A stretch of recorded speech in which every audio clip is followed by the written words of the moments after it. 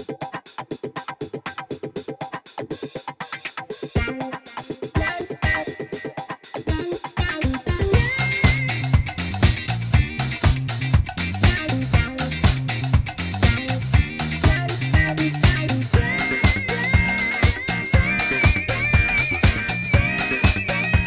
masih semester 4 waktu itu. Saya udah menulis, kepercayaan diri saya tumbuh karena menurut Bu Tati itu, kamu bagus jadi penulis. Akhirnya saya bikinlah satu mini seri yang berjudul Halimun. Bisa jadi, dari penulis, bisa jadi sutradara, bisa jadi seorang komisaris.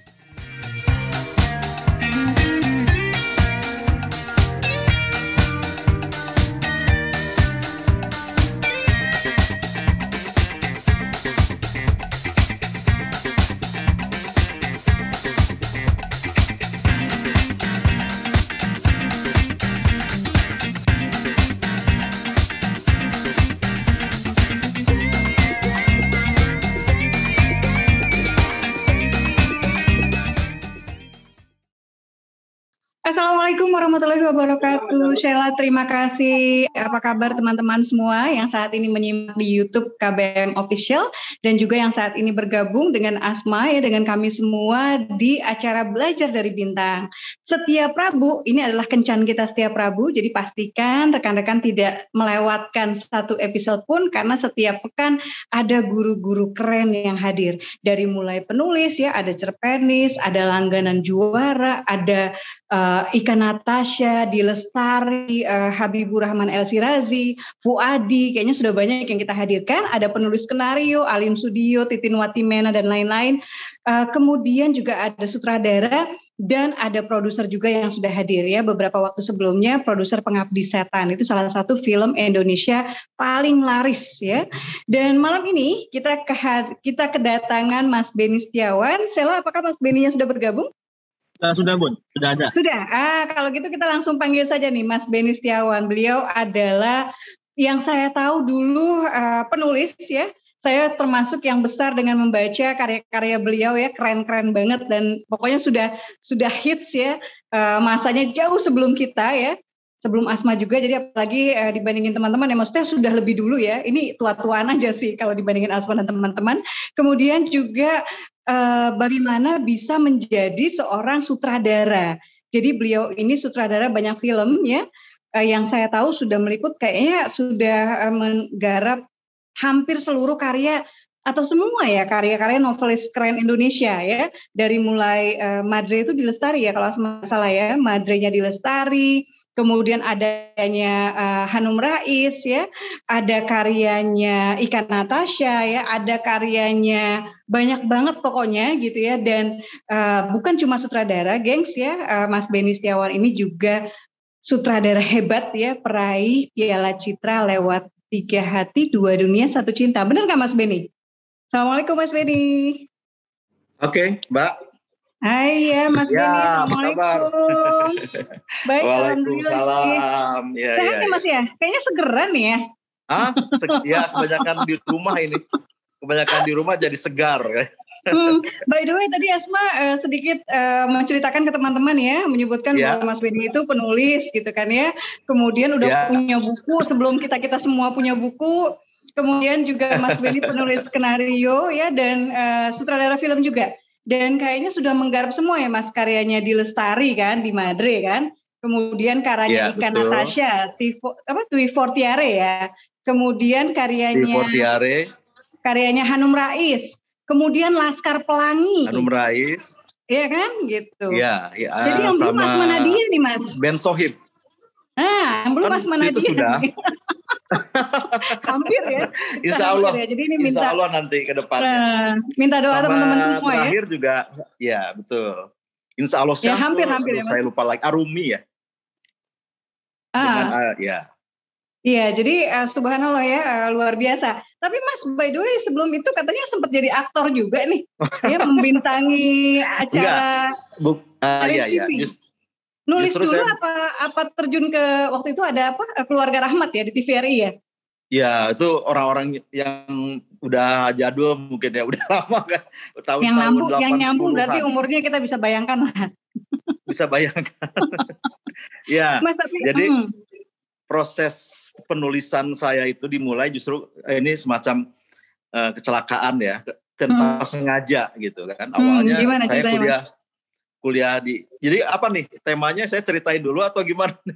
Iya, kita ngobrol dulu Mas, Ngobrol Mas. dulu. Nah, Ya, gimana Mas? ya ini buat memotivasi teman-teman penulis ya, bahwa kadang-kadang apa yang tidak kita pikirkan itu bisa kita dapatkan gitu kan. Waktu itu saya masuk IKJ itu saya ingin jadi aktor, dan saya mendapatkan kesempatan main di film Keluarga Rahma tahun 80 lah. Masih TVRI, ada Busu Bangun yang cerewet itu kan, Deddy Sutomo. Nah kemudian saya hanya sebagai pemeran di situ. Tapi ada satu masa Bu Tati Mayati, dosen saya itu, dia kekurangan penulis, dan dia sangat terdesak karena kan serialnya panjang. Saya butuh penulis. Saya menawarkan diri dan saya dicoba. Ternyata satu kali dia bilang, kamu punya bakat menulis. Padahal selama hidup saya belum pernah menulis. Jadi cuma modal kenekat saja dan modal keberanian. Dan saya mempelajari. Jadi kan ketika saya jadi pemain, saya tuh membaca skripnya Bu Tati. Halo? Ya Mbak. Ya. Mas Beni, kayaknya Mbak Asma ada sedikit gangguan. Oke. Lanjutin aja nggak apa-apa. Oh iya. Jadi kemudian saya dari situ saya mempelajari skrip orang, maksudnya skrip penulis besar Bu Tati Mayati. Di situ ada Pak Putu Wijaya juga. Saya coba pelajari, dan saya belum waktu kuliah tidak ambil penulisan gitu. Tapi saya hanya belajar otodidak pada saat saya jadi pemain, karena saya sering baca naskah, akhirnya saya ikutin. Dan ternyata ada kenikmatan sendiri ya. Ketika saya berhasil, oh ini bagus, kamu tinggal revisi sana sini, akhirnya saya belajar, tanya sana, ada kebetulan di waktu itu alhamdulillah saya bisa bertemu dengan Bapak orang-orang top di sinema ya. Ada Pak Pris Geskat, ada Pak Ali Sahab. Jadi Mas Putu Wijaya. Jadi betul-betul saya terasah di sana, dan ternyata kenikmatan menulis itu rupanya lebih saya rasakan. Lebih saya rasakan dibanding saya jadi pemain, karena pada dasarnya saya tuh introvert gitu kan, bukan yang mau tampil. Akhirnya saya lebih tertarik menulis. Nah dari situ saya mulai menulis. Usia berapa tuh Mas akhirnya Mas? Ya? Mulai fokus usia berapa tuh akhirnya mulai oke, nulis nih gitu? Ya jadi saya usia masih 22, 23 ya. 23 ya. Saya masih semester 4 waktu itu. Saya udah menulis, kemudian kepercayaan diri saya tumbuh karena menurut Bu Tati itu, kamu bagus jadi penulis. Akhirnya saya bikinlah satu mini seri yang berjudul Halimun. Mungkin kalau teman-teman dulu RCTI itu yang main tuh waktu itu booming, Paramita Rusady, ada Tio Pakusadewo, ada Bella Esperen, Selamat Hidayat. Itu kebetulan saya yang menulis mini seri itu, dan itu sangat-sangat karena mungkin baru ada satu-satunya mini seri itu sebelum ada Multi masuk, itu kita PT Aksara itu yang pertama kali bikin mini seri Halimun yang di Kebun Teh itu. Mungkin kalau Mbak Asma kan mengalami masa-masa itu ya, tahun 91-an. Aku ngikutin itu. Ya. Nah itu pure skenario saya, dan saya terlibat bukannya sebagai penulis tapi juga sebagai astrada. Nah inilah kenapa saya bilang bahwa berangkat dari penulis itu bisa jadi profesi apa aja sebetulnya. Bisa jadi dari penulis, bisa jadi sutradara, bisa jadi seorang komisaris atau penulis istana kan.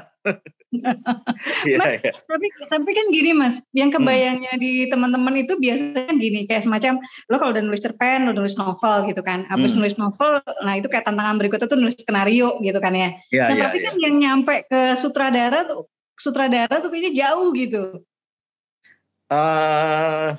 Ya kan semua kan bisa dipelajari. Saya terus terang aja juga bukan mengambil, saya di teater waktu itu. Maksudnya saya tidak mengambil directing, tapi lebih pemeranan gitu. Keaktoran kan ya. keaktoran, semua kan kita bisa belajar dari proses kreatif, dari pengalaman kita. Saya yakin bahwa sebetulnya kayak seperti menulis itu kan anugerah, maksudnya bakat yang diberikan sama Tuhan ya. Maksudnya nggak ada pelajaran satu teori pun yang sebetulnya bisa saya penulis besar juga saya rasa nggak sekolah tentang penulisan khusus gitu kan. Nah saya percaya itu, jadi proses itu penting, apalagi penulis ya. Karena waktu dulu pun saya nggak terpikir jadi penulis, cuman saya senang mengamati, saya senang bikin puisi. Tapi saya tidak pernah, jadi Asma jangan salah, saya tidak pernah punya buku novel, Pak. Oh iya ya? Nggak pernah. Asma balik sama Mas Pri GS ya? Justru saya tidak bisa membuat cerpen. Tulis kan ya Mas? Ya? Kalau cerpen nulis kan ya? Sempat nulis, tapi jadi puisi, cerpen, skenario. Ya betul. Terus kalau dibandingkan kenikmatannya itu gimana tuh Mas? Waktu ditawari sama Bu Tati Maliati itu sudah nulis cerpen kah gitu? Sudah, tapi ya beda ya. Ketika menulis skenario itu rasanya apa yang bikin Bu Tati kayaknya percaya tuh sama Mas Benny tuh? Gue iri banget karena guru-gurumu itu kayaknya ini banget kan, master-master semua. Oh iya, saya beruntung sekali gitu kan. Zaman itu bisa belajar pada orang-orang yang luar biasa ya. Ada Bu Tati, Pak Wahyu Sihombing. Jadi saya kan modal nekat aja. Dia memberi sebuah tantangan buat saya. Memang kamu suka nulis? Ya, pernah nulis? Pernah Bu, cerpen apa? Coba kamu nulis skenario. Saya bilang saya sangat suka tulisannya Bu Tati, sehingga dia kan humanis ya kalau nulis ya. Lost Man apa. Itu terbawa sampai saat ini ke gaya penulisan saya. Gitu. Jadi ya nikmat karena waktu itu mungkin saya dapat honor ya. Wah, seneng banget gitu kan dari penulisan gitu kan. Karena setiap penulis juga saya rasa ada hal yang sangat membuat semangat adalah ketika karya kita diakui dan kita mendapatkan hasil dari apa yang kita kerjakan. Mas itu ngalamin diminta-minta revisi nggak sama Bu Tati? Apa draft pertama langsung oke gitu? Atau apa masukan Bu Tati Maliati buat Mas Benny waktu itu buat skenario pertama?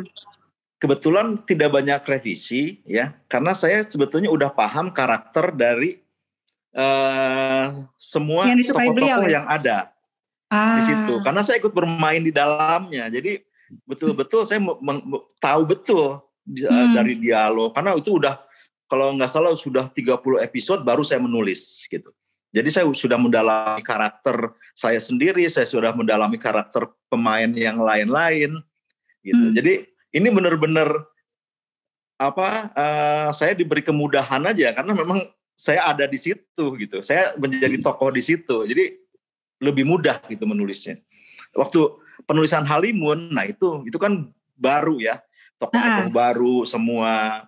Kenapa waktu itu saya ambil cerita itu, maksudnya di Kebun Teh, karena itu kan 6 episode aja, mini seri kan.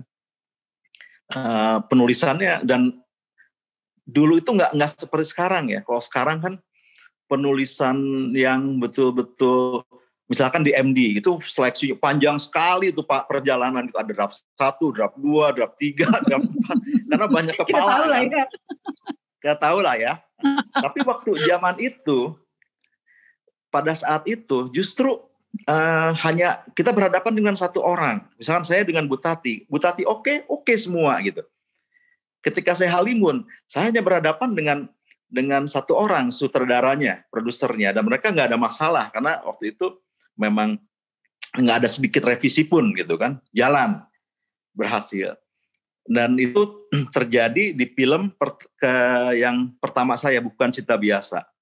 Itu pun draft 1 langsung diterima gitu. Iya. Aduh Mas Bra, tapi berarti kamu ini masih ya cukup pengamat gitu. Artinya nggak cuma bermain. Kadang-kadang kan orang kalau bermain ya acting, ya dia lebih peduli ke karakternya aja gitu. Tapi kamu tuh Mas tuh kayaknya ngamatin semuanya gitu, jadi kenal gitu. Terus kemudian kalau Bu Tati Maliati yang pertama menawarkan Mas untuk nulis gitu ya. Kalau Astrada ini siapa nih Mas? Jadi yang mulai ke directing. Astrada adalah gara-garanya apa? Gara-garanya saya yang memang saya ngotot, saya selalu pengen ingin setelah jadi penulis, saya pengen belajar lagi tentang film. Karena saya merasa bahwa saya sepertinya bukan yang harus tampil di depan kamera, tapi saya merasa saya adalah lebih cocok berada di belakang kamera, gitu. Karena pada dasarnya saya pemalu, gitu. Jadi lebih diam gitu kan, maksudnya lebih banyak merenung, lebih banyak introvert gitu kan ke dalam. Jadi ya, ini yang cocok adalah di belakang dan saya pelajari. Saya menawarkan diri jadi Astrada itu di film pertamanya Pak Guntur Novaris. Kalau dulu itu mungkin kalau tahu Bapak Ufi, bapaknya Upi Apianto. Nah itu anaknya tuh Upi. Nah saya jadi Astradanya beliau. Upi yang sutradara itu ya, yang My Stupid Boss bukan? My Stupid Boss, ya. Oke. Itu. Jadi perjalanannya cukup panjang. Ya, itu setelah berapa lama skenario Mas yang akhirnya dirimu mulai ke Astrada gitu prosesnya? Langsung. Jadi setelah saya selesai Keluarga Rahmat, saya jadi Astrada langsung di situ karena Masa saya kan bikin yang belajar frustrasi nih karena skenarionya nggak banyak perbaikan ya. Kemudian tahu-tahu jadi Astrada, dari Astrada ke sutradara jangan bilang langsung juga Mas. Enggak panjang. Jadi saya jadi penulis terus dan ketika saya muncul jadi dulu saya bergabung dengan Aksara itu yang membuat seperti Sahabat Pilihan di RCTI, Dado sama Ading tuh, Rumah Kami, sitkom. Nah itu saya yang banyak menulis skenario di situ dan konsepnya. Jadi penulisan saya itu lumayan banyak karena serial. Rumah Kami itu sampai ratusan episode. Terus Sahabat Pilihan juga sampai ratusan episode. Gitu. Jadi Mas, terus ke penyutradaraan film pertama apa sih? Film yang sebagai sutradara. Layar lebar. Bukan Cinta Biasa. Oh, bukan Cinta Biasa. Ya. Oke. Dan itu keren juga. Maksudnya gini, saya nggak dikenal sebagai sutradara film. Saya hanya mensutradarai adalah sitkom, ya kan, di RCTI, Rumah Kami, Sahabat Pilihan.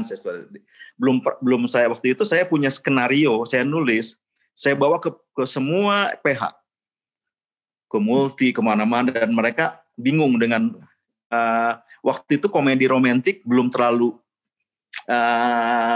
dikenal di Indonesia ya, maksudnya ini mereka bingung ini film komedi atau drama gitu kan. Akhirnya saya bilang ini komedi romantik, saya bilang. Terus mereka oke, kalau gitu nanti mereka mau ambil skenario tapi sutradaranya orang lain. Saya bilang enggak, ini saya harus yang pegang karena saya ngerti betul maunya skrip ini. Terus mereka menolak saya. Akhirnya saya ketemu sama Wannabe. Wannabe itu produsernya Afgan. Nah, Wannabe mau membuat promo film lagu Bukan Cinta Biasa. Nah, mereka punya cara sendiri, kita bikin film dengan judul lagu itu. Akhirnya cocoklah dengan skenario yang saya buat. Oh. Walaupun Afgan di situ nggak bermain jadi bintang utama, tapi hanya sebagai cameo saja, dia menyanyikan lagu. Nah, alih-alih film itu sukses gitu. Itulah film pertama saya yang orang mengenal saya sebagai penulis dan sutradara komedi romantik dari Bukan Cinta Biasa. Nah itulah makanya saya ke penulis bahwa menjadi penulis ya kita kalau memang punya cita-cita yang lebih tinggi kita bisa bertahan kok. Kayak Mbak Asma kan udah penulis udah lama. Saya langsung sutradarain aja gitu dong. Pokoknya kalau bukan saya sutradaranya, saya nggak mau kasih karya saya. Gitu ya. Jadi gitu ya. saya setengah ngancem waktu itu. Ini dan Pak Naldi namanya, Pak Naldi, dia bukan orang film dan dia feeling, dia bilang, oke, saya nggak peduli kamu udah nyuterain apa, tapi saya percaya sama kamu karena kamu yang nulis. Dia nggak pernah ngerti film. Pak, gimana skenario revisinya? Udah bagus, nggak perlu direvisi lagi. Akhirnya itu jalan dengan draft 1 dan ya alhamdulillah film itu sempat booming, meledak, dan lagunya pun sukses gitu. Asma mengancamnya baru ngancam tahap lagu, Mas. Ini film Asma maunya lagu Asma masuk gitu.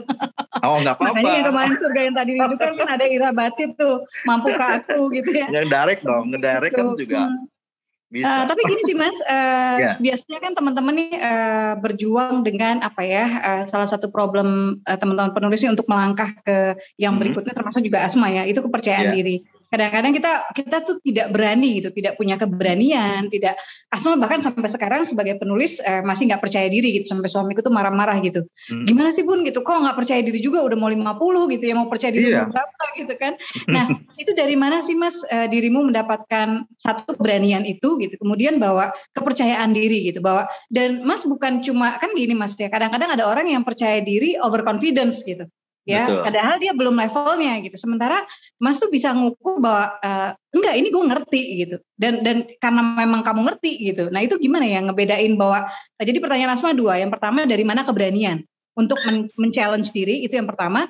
Yang kedua, ini sebelum kita masuk ke mungkin tanya jawab ya dengan teman-teman. Yang kedua adalah bagaimana kita bisa membedakan bahwa oke, kita siap untuk ke babak berikutnya, sama enggak sih ini lo overconfidence, lo harus belajar lagi nih. Nah itu gimana Mas? Jadi kalau menurut saya begini, bahwa keberanian tanpa pengetahuan juga salah ya. Maksudnya kita berani, kita pede, tapi tanpa dasar yang kuat. Maksudnya pengetahuan kita tentang keilmuan film itu sendiri itu juga ya nggak benar gitu. Jadi saya merasa yakin karena saya banyak dalam proses saya menjadi penulis, proses saya jadi astrada, saya banyak belajar dari orang-orang yang senior dari saya gitu. Saya melihat, saya mempelajari, saya banyak bertanya, banyak menonton juga. Jadi semua itu saya jadikan sebagai sebuah bekal ketika saya akan memulai sesuatu yang baru ya di bidang saya, misalkan jadi sutradara gitu. Waktu pertama kali saya dikasih kepercayaan bikin sitkom aja, saya tuh mual, pokoknya perasaan tegang, nggak jelas lah gitu kan. Iya, karena kita harus mendeg-degan menghadapi pemain, menghadap gimana. Karena ketika menulis kan mungkin kita hanya diri kita bertanggung jawab terhadap diri kita sendiri, ya kan? Nggak ada yang tapi ketika kita udah sebagai penulis jadi director atau apa, kita akan banyak melibatkan banyak orang, ya kan? Ada aktor, ada kru, ada semua. Bagaimana kita menjadi? Kalau kenapa-napa itu budgetnya gede gitu kan? Budgetnya gede, iya. Tapi kalau nulis kan kita ya, kalau dulu kan saya paling masih zaman mesin tik ya, paling banyak ngerobek kertas kan, gitu. Kalau sekarang kan enggak kan, lebih mudah. Kalau penulis kan bertanggung jawab terhadap diri kita sendiri gitu kan. Ketika di awal pekerjaan, setelah jadi karya, ada itu barulah orang menilai. Tapi kalau dalam syuting jadi director kan di awal proses kreatif kita syuting saja kita udah harus berhubungan dengan orang banyak gitu, dan pasti tantangannya lebih banyak. Gitu. Jadi memang harus dibarengi lah keberanian dan juga pengetahuan ya. And knowing what you know itu yang bikin dirimu percaya diri gitu ya. Betul. Karena kalau kita percaya diri tanpa ilmu, saya rasa nggak bagus juga gitu kan. Kita itu harus usia berapa Mas nge-direct pertama Mas ya untuk layar lebar? Nah, saya karena waktu itu sempat vakum ya dari dunia film, karena itu saya udah bukan cinta biasa itu sekitar tahun 2008 ya. 2007. Itu saya udah 30 lebih lah, udah 35-an. Jadi saya banyak di TV kan, banyak di MTV, banyak di serial sitkom ya. Layar lebar baru tahun 2006. Mas, kalau ada teman-teman yang sekarang mungkin ada yang nulis puisi gitu ya, kayak Mas Benny dulu, kemudian ada yang nulis cerpen gitu kan. belajarnya Mas Beni waktu itu gitu ya, selain bertanya sama senior dan lain-lain, belajarnya Mas Beni untuk jadi scriptwriter yang handal. Nah ini nih Baca. babak berikutnya nih buat teman-teman, apa? Baca. Saya menghabiskan banyak waktu dari SMP, SMA itu kalau nggak di kios komik, dulu kan sewa komik ya, atau enggak di perpustakaan. Jadi saya baca semua buku dan itu sangat berdampak sekali terhadap apa yang saya miliki sekarang ini. Jadi makanya saya agak sedih juga ya, toko buku tutup apa segala macam sekarang ini. Sangat prihatin sekali, dan membaca itu jangan ditunda, karena ketika kita sudah mulai ada pekerjaan yang menyibukkan kita, akhirnya kita nggak punya waktu buat membaca. Ya contohnya saya sekarang udah sangat susah sekali punya waktu untuk baca, karena harus menulis skrip lah, harus syuting segala macam. Tapi beruntungnya waktu dulu saya membaca, jadi banyak sekali ilmu-ilmu dari buku-buku yang saya baca itu sangat berpengaruh besar dalam kehidupan kita nanti kelak belakang. Jadi yang muda-muda sekarang dari teman-teman di sini, saya rasa harus banyak membaca. Kalau ada punya waktu baca, ya baca, apa aja baca. Iya. Dan nggak usah ini, maksudnya jangan takut keluar uang untuk membaca gitu, karena itu investasi. Investasi sekali. Ya dulu saya waktu masih dari SD sampai itu kan senangnya komik-komik ya, sampai uang jajan sekolah itu saya sewain komik gitu kan, dan itu seharian kopi dari buku Koping Ho, apalah pokoknya saya baca gitu. Dan itu kita kan berimajinasi ya. Nah itu timbul rasa bahwa ketika kita menulis tanpa sadar, apa yang udah kita baca itu sebetulnya muncul. Baik kalimat apa itu. Jadi buat saya menyayangkan juga ya, sekarang kan minat membaca generasi sekarang ya bukan nggak ada ya, tapi saya rasa agak berkurang ya dibanding dulu ya. Dan membaca terutama buku-buku yang bagus ya Mas ya. Membaca apa saja, tapi terutama buku-buku yang bisa menjadi referensi keterampilan kita menulis ya. Betul. Jadi para penulis sih ya, saya rasa wajib banget ya, buat kalau memang berminat atau merasa ingin menjadi penulis dan sedang menjadi penulis itu membaca karya-karya sastra atau karya itu penting, karena di situ kita menemukan siapa nanti diri kita gitu. Dari sekian banyak buku itu kan pasti ada yang ya tanpa sadar tuh masuk ke dalam pikiran dan hati kita gitu. Mas, kalau dulu tantangannya apa Mas? Yang paling susah, misalnya ketika mau bikin skenario yang Keluarga Rahmat itu yang dari Bu Tati Mariati ya gitu. Apakah misalnya yang Mas paling tidak mengerti misalnya masalah istilah-istilah gitu, atau apa tantangan yang paling Mas takutkan tuh apa gitu waktu itu? Iya, kalau sekarang gini, menulis tuh lebih gampang zaman sekarang kan. Kita pengen menulis tentang, bahkan berani misalkan menulis tentang kedokteran, menulis tentang operasi, kita tinggal cari Google, apa sih ini, penyakit ini gimana, istilahnya apa, segala macam. Dengan kita berada di situ, kalau dulu kan enggak, kita harus datang ke perpustakaan, cari bukunya, di apa, istilah-istilah gini. Jadi dimudahkan sekali kalau sekarang. Kalau dulu kan enggak, kita gimana misalkan menulis tentang, saya yakin ya penulis skenario zaman dulu bisa menulis tentang ada sebuah penyakit, operasi apa, mereka pasti akan cari referensi semua. Itu langsung misalkan tanya ke dokter atau cari ke perpustakaan, ke buku. Kalau sekarang kan kita bisa buka Google, semua ada gitu kan. Mau cerita sejarah kayak apa, kita bisa lihat di sini. Kalau zaman dulu kan ya kita harus datang ke satu-satu. Misalkan contoh lah, mungkin ketika film G30 SPKI dibuat atau Teguh Karya membuat November 128, Teguh Karya itu akan bekerja keras, dia mengumpulkan semua arsip-arsip yang berhubungan dengan skenario, dengan film yang akan dibuat. Iya kan? Tapi kalau sekarang kan enggak. Kita bisa di kamar kita, di laptop kita bisa dapat semuanya. Jadi sebetulnya sangat dimudahkan sekali gitu kan. Jadi tantangan riset dulu Mas ya? Ya. Tantangan riset dulu ya? Dulu tantangannya riset. Risetnya kita harus bermodal kan, bukan bermodal, ada usaha, upaya. Kalau sekarang kan kita risetnya bisa searching. Oke. Aduh, Asma sirik banget dengan pengalamannya Mas Beni ya, tapi juga dengan keberaniannya Mas Beni. Suamiku tuh suka, Bunda tuh harusnya udah begini. Bunda masih di sini aja ya. Doanya buat Asma ya Mas ya. Tapi berharap sekali mudah-mudahan nanti kita bisa kerjasama ya Mas ya. Mas, ini dong, kalau ada tips nih buat teman-teman. Berarti kan Mas tuh udah tipsnya sudah dari kacamata ya scriptwriter juga, kacamata director juga ya. Nasihat nih buat teman-teman yang dari penulis fiksi gitu ya, entah apalah gitu ya, novel, cerpen, ya puisi, kemudian mereka pengen nulis skenario. Kalau tipsnya ala Beni Setiawan tuh apa Mas?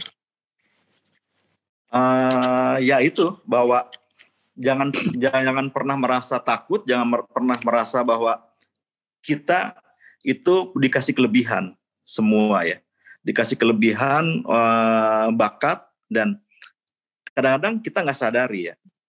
Contohnya bahwa waktu saya belum kenal dengan Bu Tati, saya nggak tahu kalau saya itu bisa menulis. Dan saya juga, tapi ketika saya mau mencoba, ternyata ada bakat itu di situ gitu. Jadi buat para penulis mungkin sekarang nulis cerpen, nulis fiksi segala macam, tapi siapa tahu kan bisa menulis skenario gitu kan, karena kan itu bisa dipelajari sebetulnya gitu.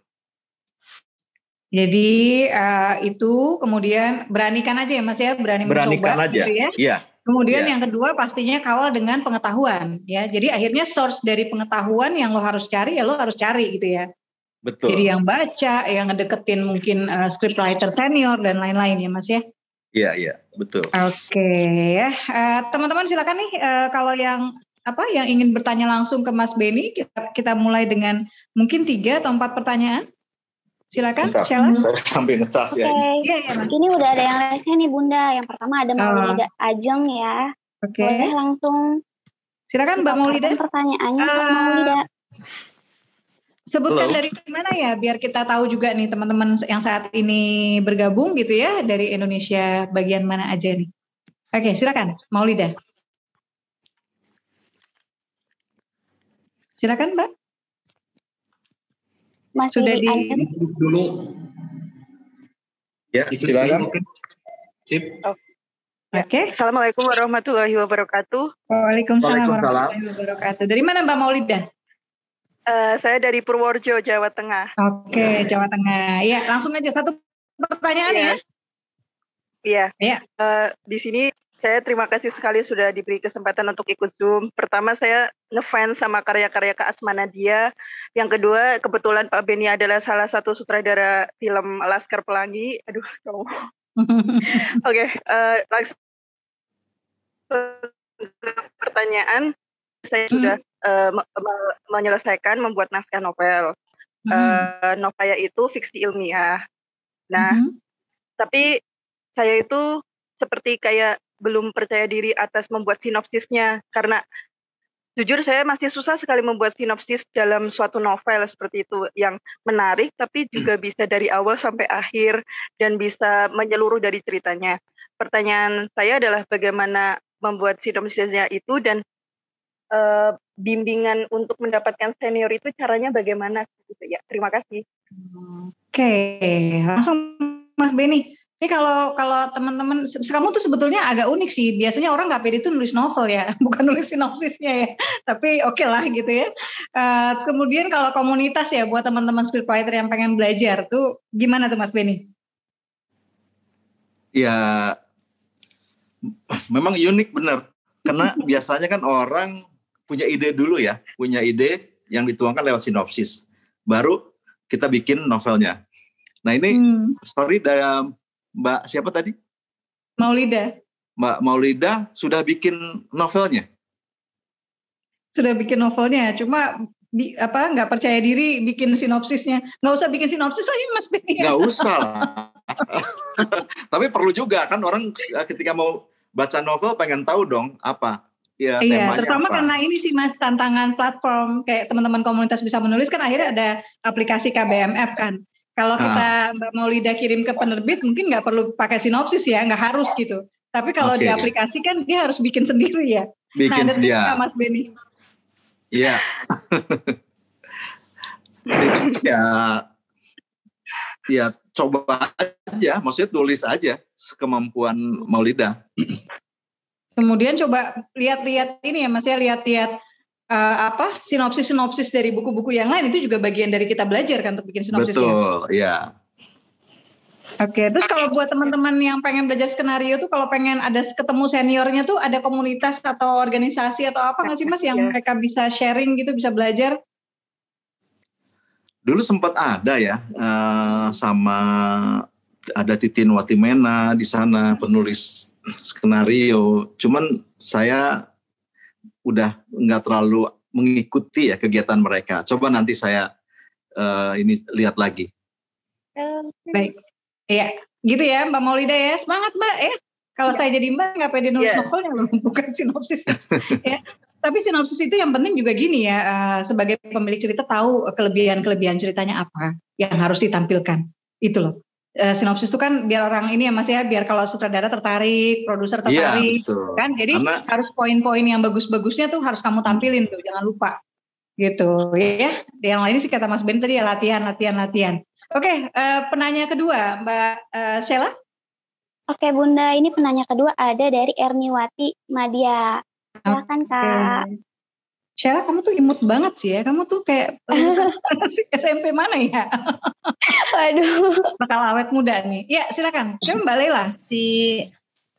Mbak Erniwati. Erniwati. Aduh, kenapa jadi Lela? Ya, silakan Mbak. Ya, saya Erniwati Madia dari Makassar nih.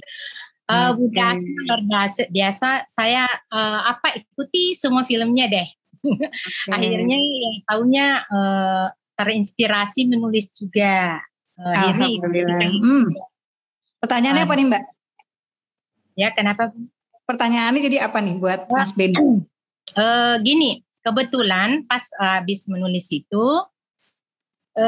teman secara tidak sengaja mengajak saya main film untuk diajak main film untuk 5 menit gitu ya, 7 menit. 7 menit. Alhamdulillah diikutkan festival. Terus yang jadi ini memang kayaknya kalau penulis ikut bermain seperti tadi Kang Beni bilang, akhirnya kami yang harus memperbaiki naskah gitu ya. Iya. Kami kan otodidak semua ya.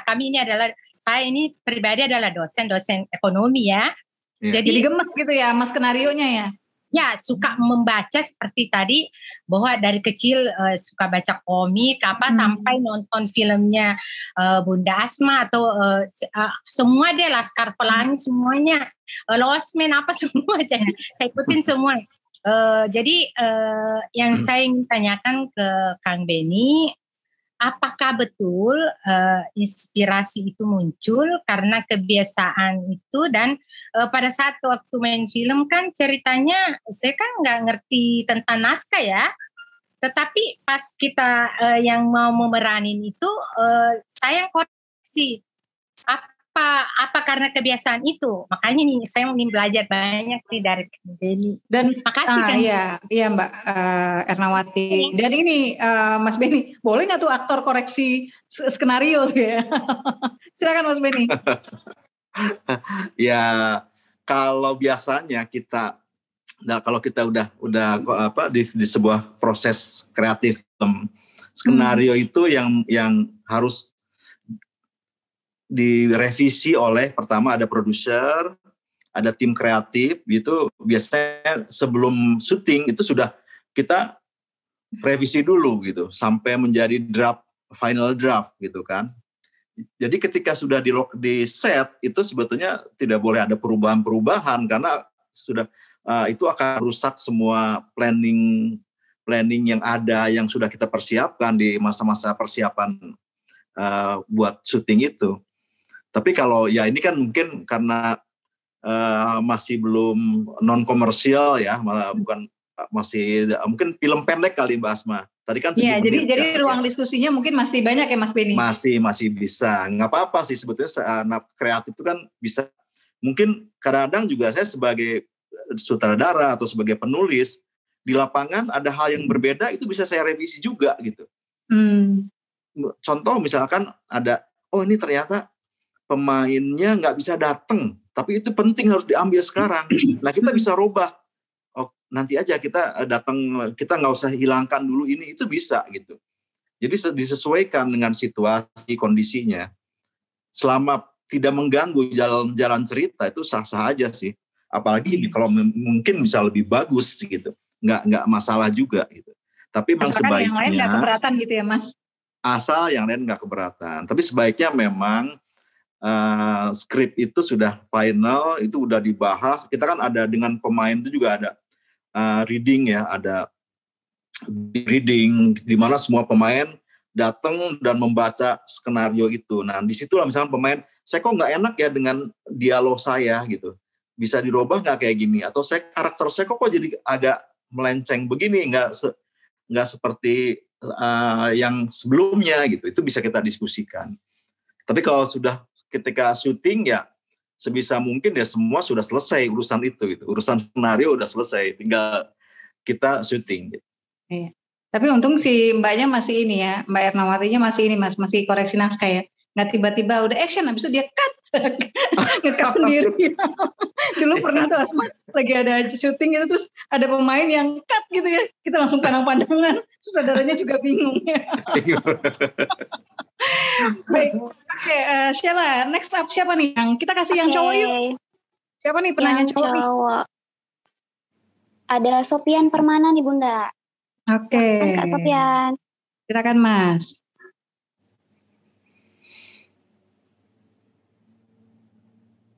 Ya, sudah ini Mas, sudah di-unmute? Atau masih senyap? Assalamualaikum Kak. Waalaikumsalam. Kamu santai banget ya? Assalamualaikum Kak. Waalaikumsalam ya. Lanjut. Saya dari Bandung. Oh dari Bandung. Saya Sofian dari Bandung ya. Mau tanya, apakah kisah kehidupan sehari-hari bisa dibuat menjadi sebuah naskah skenario? Iya. Apakah kisah kehidupan sehari-hari Mas Beni kan kayaknya sederhana gitu ya. Bisa nggak kira-kira menjadi bahan skenario yang menarik atau cerita yang menarik? Iya sangat bisa. Semua hal-hal yang simpel bisa sekali. Gitu. Tergantung kita mengemasnya dari angle mana gitu kan. Sangat yang bisa. Kalau kita saringnya gimana tuh Mas? Misalnya gini, pengalaman seperti apa sih yang sehari-hari yang kira-kira menyentuh gitu? Atau kira-kira akan menarik gitu? Kan harus disaring tetap ya? Betul. Nah, gimana teman-teman bisa menyaring nih kira-kira? Ya, misalnya seperti ini ya, kehidupan sehari-hari. Misalkan, kadang-kadang kan kita melihat dari sudut pandang yang berbeda sebuah cerita itu. Semua orang pasti punya angle sendiri gitu kan.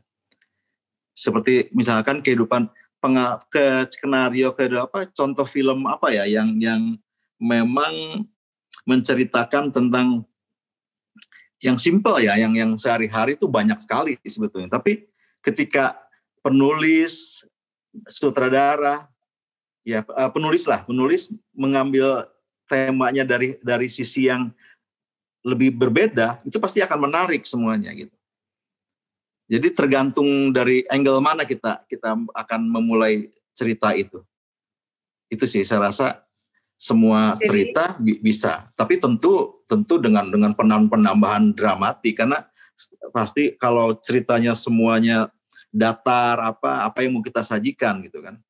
Tentunya pasti harus dibuat semenarik mungkin. Baik, jadi gimana Mas?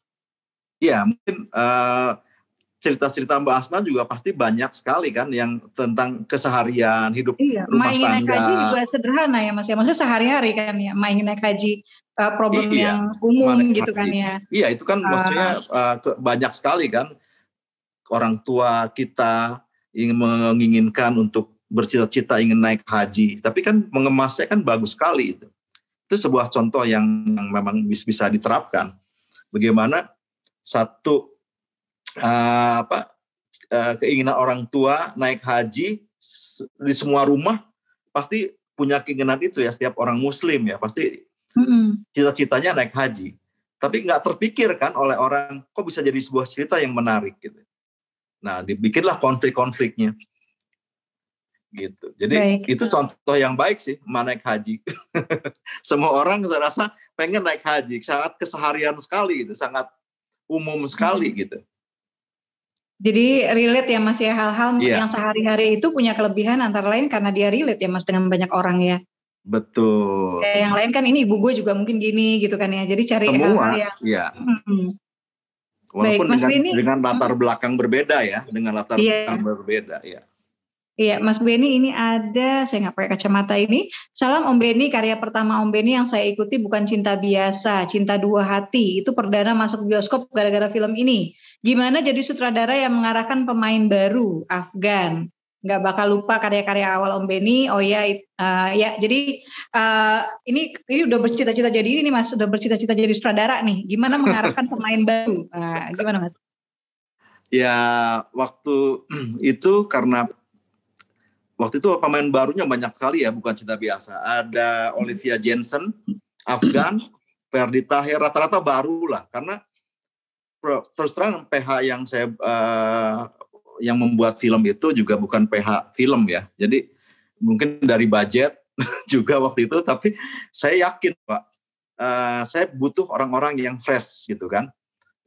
Olivia Jensen itu dipilih karena kita punya pemain tuh yang top itu Wulan Guritno.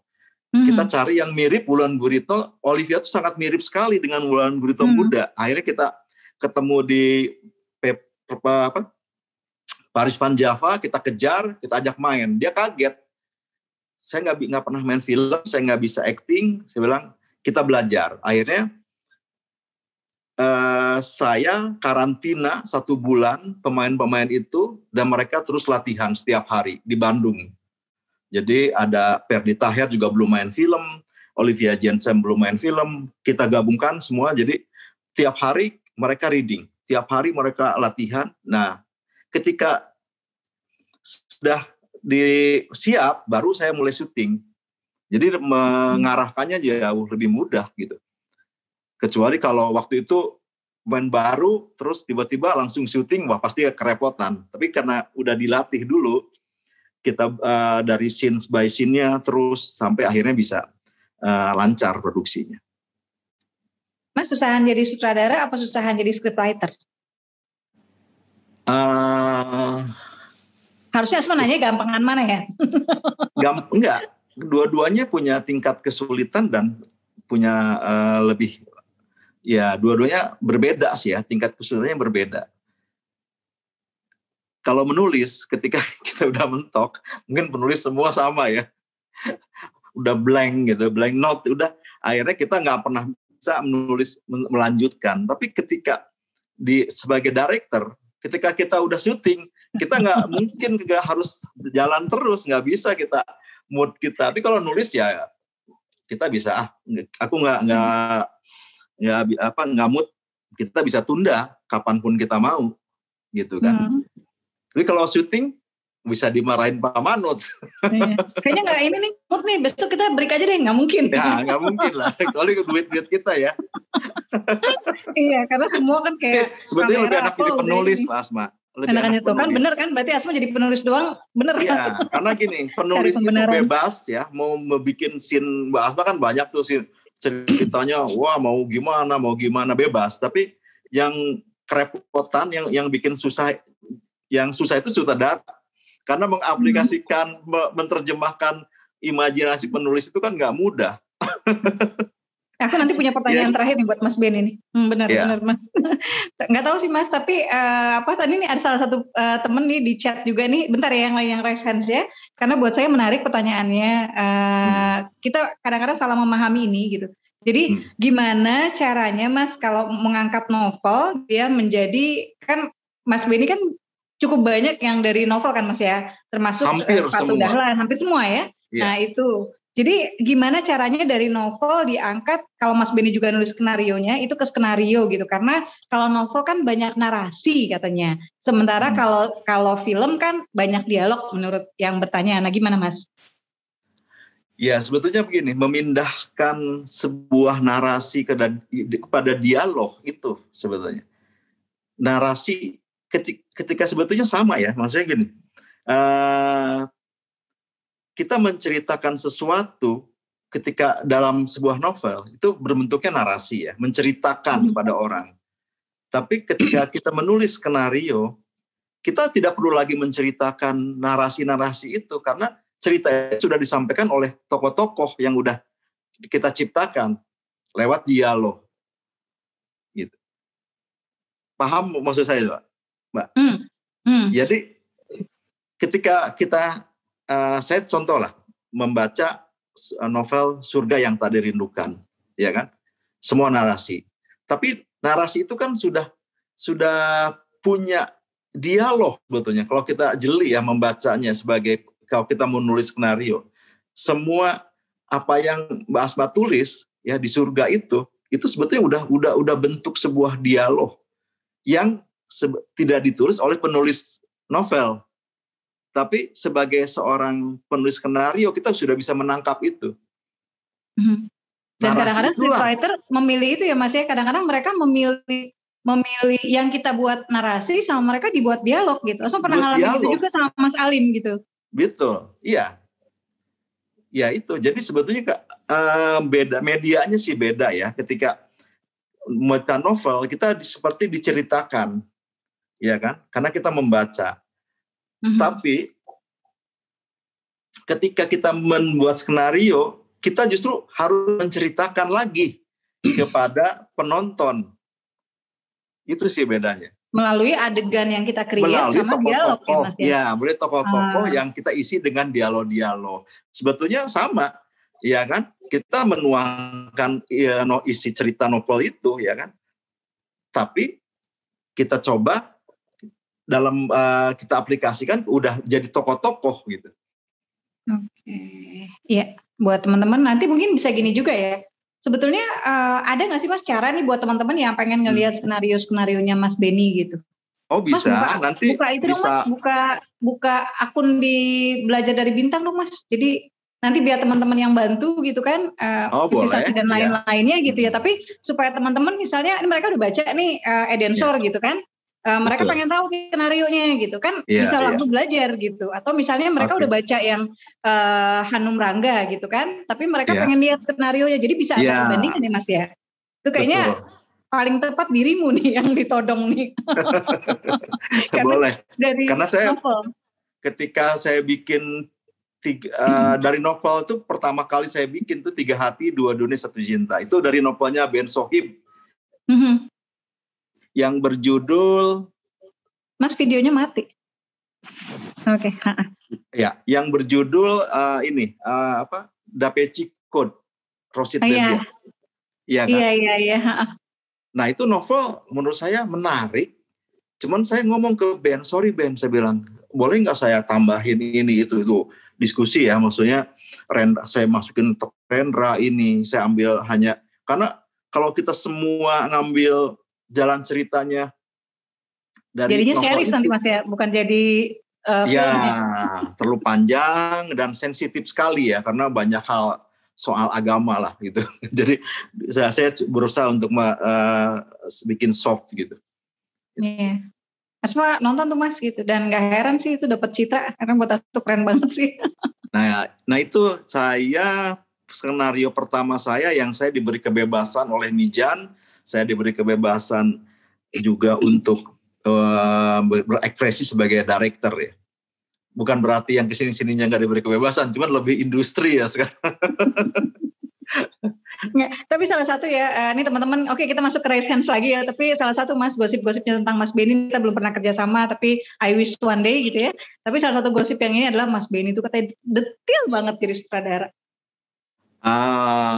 Ya saya rasa semua director pasti menginginkan detail. Cuman masalahnya adalah apakah punya waktu nggak untuk itu gitu. Dan saya selalu berusaha untuk dalam begitu sempitnya syuting saya gitu kan, waktu itu saya berusaha untuk tetap fokus dan lebih detail, itu aja. Oke, Sheila kembali ke dirimu. Mas Benny boleh ya, ada penambahan waktu ya dikit ya. Nggak apa-apa, seneng juga sih bisa berbagi sama teman-teman di sini. Alhamdulillah. Ntar kalau Mas seneng, Asma sering-sering todong nih. Silahkan, Mbak. Oke, silakan. Siapa nih? Ada Laila Asyifa nih Bunda. Laila Asyifa. Oke, silakan Laila. Assalamualaikum warahmatullahi wabarakatuh. Waalaikumsalam. Perkenalkan, saya Laila Asyifa dari Bogor, Jawa Tengah. Maaf agak gelap, soalnya di sini gelap. Ya. Pertanyaannya gini, kan kalau untuk Om Benny ya, gimana sih caranya kan untuk nyetok ide gitu loh. Kan kalau kayak tadi penjelasan Bunda Asma kan kalau film nggak bisa ditunda dulu, di break gitu kan. Terus ya. Oke, intinya ide gitu ya. Sebetulnya Asma berharap ini sih, kita luaskan aja pertanyaannya Mas Benny ya. Iya. Halo. Iya loh. Jadi karena kalau Asma salah ini relate juga dengan kenyataan bahwa Mas Benny kan ngerjain yang skenario yang ratusan gitu ya, yang udah puluhan, ratusan gitu, panjang gitu. Karena itu gimana tuh biar kita nggak kehabisan ide? Karena teman-teman di KBM aplikasi ini Mas, ada yang lagi hits gitu Mas, tiba-tiba mentok gitu kan. Sementara royaltinya lagi bagus nih gitu. Jadi kalau diberhentiin kan sayang nih gitu ya. Nah itu gimana Mas untuk ide? Ya sebetulnya saya juga dalam masa-masa sekarang ini memang ide itu sangat mahal ya, maksudnya sangat sulit sekali ya. Mungkin kalau dulu situasi... tuh bisa lancar itu gimana Mas? Dulu tuh apa sih kalau misalnya bikin sitkom gitu ya? Apakah yang ini tokoh ini aja nih yang dikasih masalah gitu, atau ini atau gimana gitu? Iya. Jadi ketika sebetulnya gini, ide-ide itu bisa ya itu mungkin salah satu caranya lah.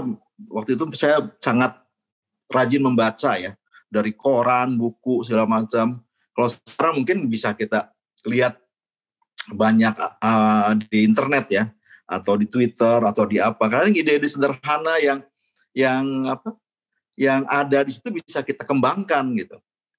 Jadi ya kuncinya salah satunya adalah ketika kita mau mencari ide, mendapatkan ide itu ya bukan berarti ngelamun apa-apa, carilah gitu dari bacaan, dari nonton film. Kadang habis nonton film kita nonton tiba-tiba kepikiran ya mereka bikin saya itu. Terus tiba-tiba kita punya kepikiran juga, oh kayaknya saya punya ide, bukan berarti menjiplak ya, tapi bisa aja bertentangan idenya gitu dari film itu sendiri gitu. Tapi banyak hal yang kalau kita memang penulis ya kita baca buku pasti akan menemukan banyak ide. Juga dengan menonton film itu bisa membuat kita punya ide kreatif. Ya mengamati sekitar lah. Misalkan kita waktu itu datang ke mall, ya nggak sekedar, kalau penulis itu pastilah nggak sekedar datang tapi pasti melihat semua tingkah laku orang gitu kan, ini seperti ini. Mbak Asma pasti juga cari idenya gitu, lihat pasangan di sana, lihat ada orang sekeluarga ini, apa yang pasti seorang penulis sudah bisa melihat, oh ini kayaknya pasangan ini lagi berantem atau apa. Dari hal-hal seperti itu sebenarnya muncul ide gitu. Atau kita baca dari sebuah koran tentang kejadian-kejadian, itu bisa jadi ide juga. Jadi menurut saya ide itu ya harus dicari sih, nggak bisa berhenti diam ngelamun nyari ide apa, tapi sambil terus berusaha untuk mencari lewat apapun, media apapun, dengan kita sering memperhatikan lingkungan semua. Jadi aktif ya Mas ya, jadi buat teman-teman yang pengen aktif. Idenya nggak putus-putus gitu ya, sarannya Mas Benny itu berarti jadi orang yang aktif tuh. Jadi iya, jadi orang aktif. Nyari dengan baca, dengan ini, dengan mengamati gitu kan ya, dengan nonton, dengan apa gitu. Tapi tadi pernyataan Mas Benny menarik sih gitu, bahwa kalau kita pengen jadi penulis atau kita mengaku penulis gitu, itu bohong sih kalau lo datang ke satu tempat dan lo pulang nggak ada something that apa ya masih yang pasti kan nyangkut gitu ya gitu. Kadang-kadang kita ngelihat kan gitu kayak pasti ada momen-momen yang kayaknya ini apa sih yang menimbulkan pertanyaan atau dialog gitu ya. Jadi buat teman-teman aktifkan juga panca indera yang berarti Mas ya. Untuk buka mata, buka telinga, asah hati. Jadi aktif ya. Jadi zamannya udah nggak jadi manusia gua lagi ya. Nunggu ilham ya Mas ya. Jadi harus aktif. Oke, Mas Benny satu pertanyaan lagi boleh Mas Benny atau boleh dua nggak? Boleh ya. Oke, dua kalau gitu. Silakan Sheila. Yang selanjutnya dari Kak Ica Naufal. Oke, silakan Mbak Ica. Silakan Kak Ica. Nanti satu kita yang cowok ya, Sheila ya. Oke, silakan Ica. Oh, oke. Iqza udah. Oh, ini udah cowok ya. Oke. Oh ya, kamu cowok yang selalu ceria kalau bertanya ya. Silakan, pertanyaannya apa sayang? Baik, Bismillahirrahmanirrahim. Terima kasih Bunda Asma, Mas Benny sudah memberikan kesempatan. Saya dari Riau, jadi saya juga baru nulis di platform KBM. Tapi yang saya ingin tanyakan soal sutradara deh. Ini kan ada beberapa tren nih di film-film ataupun series lah, series anak muda tentunya. Itu rata-rata banyak kan yang disorot itu adalah kayak geng-geng motor gitu ya, atau geng-geng berandalan. Nah, menurut Mas Benny nih, bagaimana sih pandangan soal itu? Karena kan satu sisi memang si penjual, kedua tapi ada sisi gelapnya itu bisa saja ditiru sama orang anak muda gitu. Karena anak geng aja disorot loh. Nah itu bagaimana menurut Mas Benny? Jadi masalah motor ya ada anak langit, ada ahli topan anak jalanan, ada gila. Nah gimana Mas Benny? Ya saya tahu lah maksudnya yang dimaksud itu serial terbarunya Antares ya kan, yang lagi memang lagi tayang. Ya. Kalau sebetulnya kalau kita berpandangan seperti itu ya penonton, ketika kita mengambil tema tentang geng motor, terus akan berdampak kepada penonton ngikutin, ya enggak juga gitu kan. Ketika film-film tentang penjahat, mafia, ya kan, itu kan ada antagonis, protagonis. Toh sebetulnya pesan dari film itu sendiri yang akan nyampe ke penonton, bukan penjahatnya kan. Kita nggak akan niru penjahatnya justru, kita akan niru kebajikan dari cerita itu tentang gimana yang antagonis dikalahkan oleh yang protagonis ya kan. Penjahat dikalahkan oleh superhero-nya itu kan. Jadi ketika nonton mungkin ya produser bukan mau membuat sebuah film tentang geng-geng motor, tapi dengan harapan nanti akan nampak buruk kepada orang-orang yang main geng-gengan. Nggak, justru pasti diselipin nilai-nilai positif. Kan itu bagian tanggung jawab daripada penulis, sutradara, produser gitu. Pasti ada hikmah di balik cerita itu.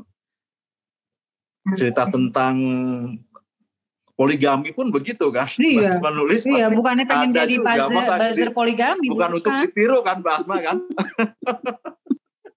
Bukan untuk ditiru, tapi sebagai bahan pertimbangan, sebagai bahan pelajaran, mana yang baik, mana yang benar gitu. Jadi temanya apapun juga bisa jadi berdampak baik dan berdampak buruk, tergantung kita menerimanya gitu.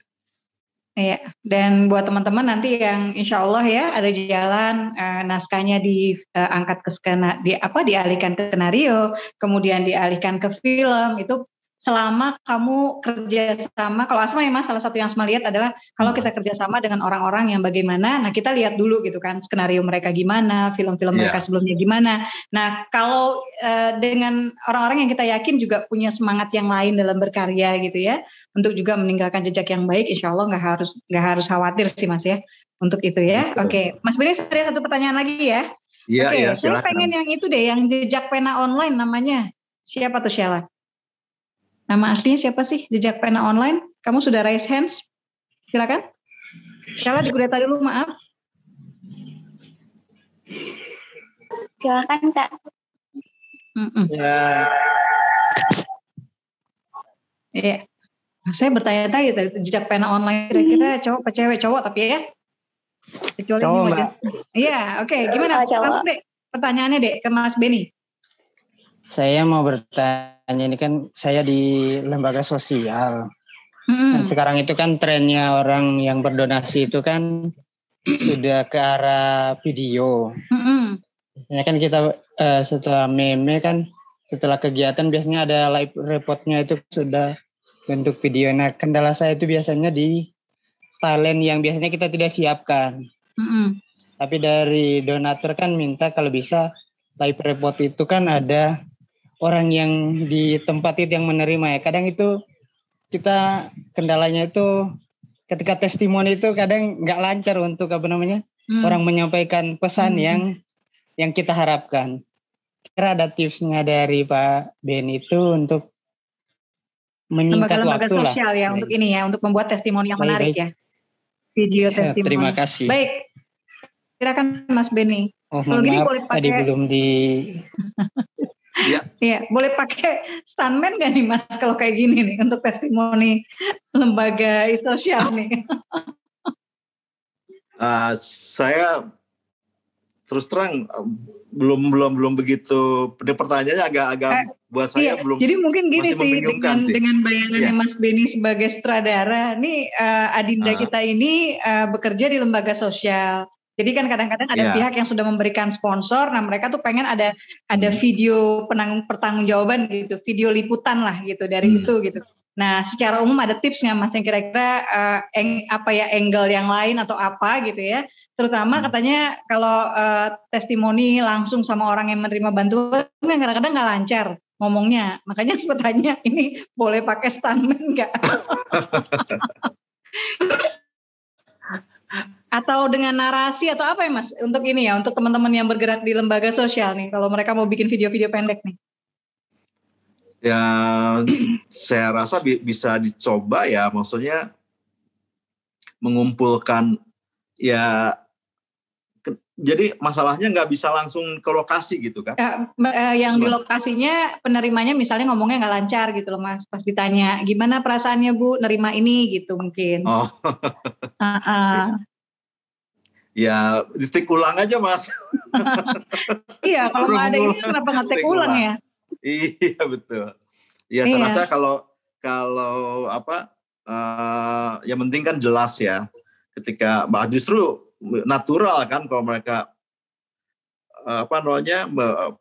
mengucapkannya atau dengan terbata-bata atau tidak sesuai dengan seperti yang di ini, tapi kan itu lebih natural ya, bukan dibuat-buat, justru lebih bagus Mas. Dan ini ya tadi benar-benar sih Mas Beni bilang, jadi ya pandangan matanya juga pasti berbeda, keharuan mereka pasti juga berbeda gitu, jadi nggak usah khawatir, take ulang aja ya Mas ya. Betul. Take ulang, kemudian kadang-kadang mungkin nggak harus menampilkan satu orang ngomong lama ya Mas ya, tapi bisa beberapa nggak sih Mas ya?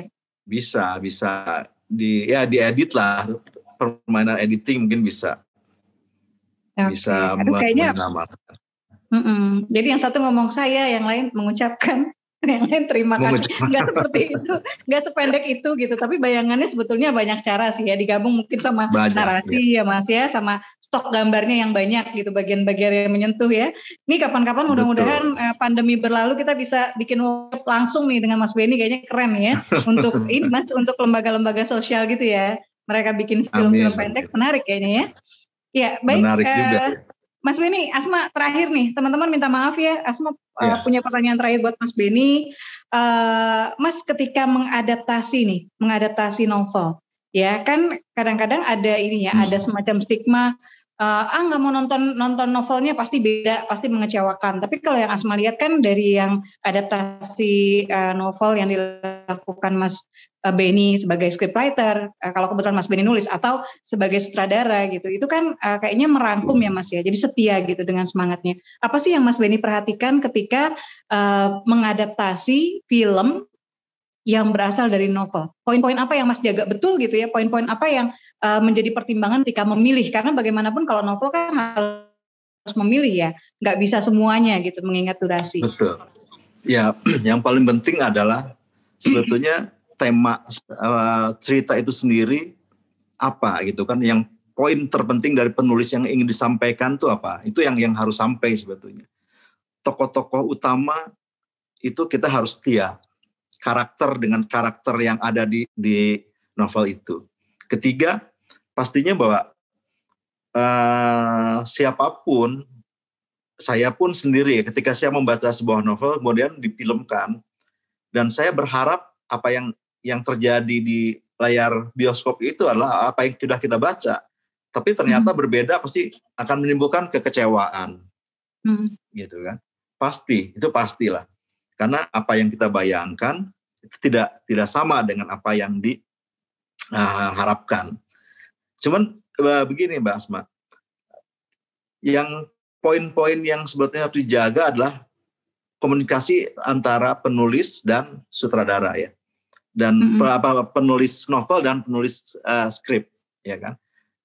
Ada hal-hal yang memang harus dijaga komitmennya. Maksudnya penulis novel kan pastinya kayak Mbak Asma kan, saya nggak mau karakter Pras nanti berubah seperti ini gitu kan dalam surga. Saya nggak mau karakter si A begini-begini. Ya itu kan kita harus sepakat dulu. Tapi yang paling penting adalah jangan sampai pembaca itu kehilangan semua rasa. Maksudnya yang pernah mereka rasakan di novel itu. Walaupun ceritanya bisa kita tambahin, bisa kita kurangin, tapi ketika sensasi atau imajinasi mereka waktu membaca itu ada dalam film, mereka nggak akan komplain kok. Gitu. Jadi yang terpenting adalah benang merah karakter semua tokoh-tokoh yang ada di dalam film itu ya sesuai lah dengan apa yang ada di dalam novel itu, dalam layar lebar. Saya pernah juga waktu itu ketika saya membuat Insya Allah banyak dikomplain karena tokohnya betul-betul berubah gitu kan. Berubah jadi tokoh utamanya Raka itu berubah jadi dari sosok ustadz jadi yang semacam komik gitu. Itu banyak yang kok nggak sama gitu kan dalam itu, tapi kan saya dengan produser mempertimbangkan ini harus dirubah itu dengan banyak pertimbangan sekali gitu. Karena produser kan melihatnya apakah ini komersial nggak kalau kita tetap sesuaikan dengan karakter yang ada di novel. Tapi yang tidak hilang adalah esensi dari cerita itu sendiri. Tokoh itu ada ketika dia misalkan sebagai yang memberikan pencerahan kepada tokoh sahnya itu ada, cuman dengan cara yang berbeda. Nah itu yang memang bukan cara ustadz gitu ya Mas ya? Bukan cara ustadz yang takutnya nanti malah kayak menggurui atau apa gitu. Ketika dengan Insya Allah waktu itu tokoh itu malah menjadi hidup dan orang nggak merasa diguruin gitu. Ketika kita rubah jadi karakternya jadi Raka yang memang unik gitu segala macam. Tapi kalau kita waktu itu setia dengan novelnya, dengan tokoh yang ada di novel, yang ustadz yang berwibawa atau santun, mungkin akan membosankan gitu. Itu sih salah satu pertimbangan. Tapi esensi dari cerita itu sendiri nggak hilang gitu. Jadi penonton sebagian ada yang menangkap, oh ini memang begitu ceritanya. Nah, yang saya baca seperti itu. Sama gitu, itu sih. Jadi, karena yang dilihat esensinya ya Mas. Esensinya, yang dilihat esensi dari itu. Selama kita nggak terlalu jauh melenceng ya, penonton bisa pembaca novel bisa memaklumi. Gitu. Oke, terima kasih Mas Beni Setiawan. Mas nanti izin ya, mungkin Bro Bahrul atau Standy approach ya Mas, supaya mudah-mudahan ada karya Mas Beni ya, skenario Mas Beni di aplikasi KBM App. Jadi teman-teman yang misalnya udah baca novelnya, mereka mau belajar, mereka nanti bisa subscribe ya di sana gitu ya Mas Beni ya. Terus terima kasih banyak Mas Beni waktunya ya, mudah-mudahan nggak kapok ya, mudah-mudahan nanti berkenan untuk tetap menjadi guru kita gitu ya, nanti kapan-kapan bisa ngobrol lagi. Senang juga ya Mas gini ya, karena udah lama nggak ketemu ya. Iya. Ya, jadi bisa ngobrol banyak. Sekali lagi terima kasih Mas Beni ya. Buat teman-teman ikuti terus acara Mas Beni, kita ada foto bareng nanti Mas ya. Ikuti terus acara Belajar dari Bintang ini setiap Rabu malam ya. Insya Allah akan selalu hadir ya guru-guru kita. Dan jangan lupa juga yang tadi belum mengikuti dari awal mungkin bisa melihat, biasanya nanti ada rekamannya ya di YouTube atau misalnya di grup ya, di grup komunitas Bisa Menulis atau di KBM Academy, itu gratis, bisa diakses oleh teman-teman, dan acara ini juga gratis, jadi silakan jangan lewatkan setiap Rabu ya. Jangan lupa juga nanti kalau Mas Beni sudah punya akun di sana, follow Mas Beni Setiawan ya, follow guru-guru kita ya, follow Asma Nadia ya, baca juga novel Surga yang Tak Dirindukan dan Nikah Tanpa Pacaran Pertama Bilang Cinta dan lain-lain di sana. Iklan lewat dulu Mas Beni, biasa Asma ya. Baik teman-teman semua, sekali lagi terima kasih Mas Beni Setiawan, terima kasih kebersamaannya. Kita foto bareng dulu. Mudah-mudahan suatu ketika kita bisa ketemu langsung ya Mas ya, dan fotonya langsung. Silakan. Amin. Iya, Sheila atau Bahrul nih yang memimpin? Iya. Di on cam semuanya teman-teman. Dan keluarkan gaya seceria mungkin ya. Ini susah loh kalau mencegah Mas Beni khusus ini. Ya. Kak Irsyad tolong dibantu ya. 1, 2, 3. Ini salam literasi. Mau ini Korea juga boleh ya, mangga. Oke. 1, 2, 3.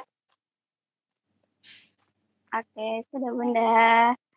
Sudah ya, baik, terima kasih teman-teman. Saya mohon maaf untuk segala kekurangannya ya selama diskusi kita ini, obrolan kita dengan Mas Beni Setiawan. Mas Beni, terima kasih ilmunya buat kami semua. Sehat-sehat terus, salam buat keluarga Mas Beni, makin sukses. Next filmnya apa nih Mas? Atau ada yang menjelang tayang atau sudah tayang? Layangan Pus, baru diedit ya. Iya, itu tuh dari karya anak KBM tuh. Wah, oh ya? Aduh, selamat ya KBM Apps ya. Semoga banyak nanti penulis-penulis KBM yang bisa diangkat ke layar lebar. Amin ya. Terima kasih Mas Beni, terima kasih teman-teman semua. Sampai berjumpa lagi insya Allah Rabu depan. Billahi taufiq wal hidayah. Assalamualaikum warahmatullahi wabarakatuh. Waalaikumsalam warahmatullahi wabarakatuh. Oke, karena kita sudah di penghujung acara nih teman-teman, pekan depan juga pastikan hadir kembali di acara Belajar dari Bintang ini. Akan ada Uda Ivan Lanin nih yang akan berbagi insight keren juga tentang kepenulisan. Nah, buat teman-teman yang belum saksikan materi dari Uda Ivan Lanin ini yang sebelumnya, bisa saksikan tayangan ulangnya di aplikasi KBM App bagian menu KBM Academy. Oke teman-teman, terima kasih sudah hadir di acara kali ini. Kita tutup dengan alhamdulillah ya, alhamdulillahirabbil alamin. Selamat malam dan selamat beristirahat. Wassalamualaikum warahmatullahi wabarakatuh. Waalaikumsalam.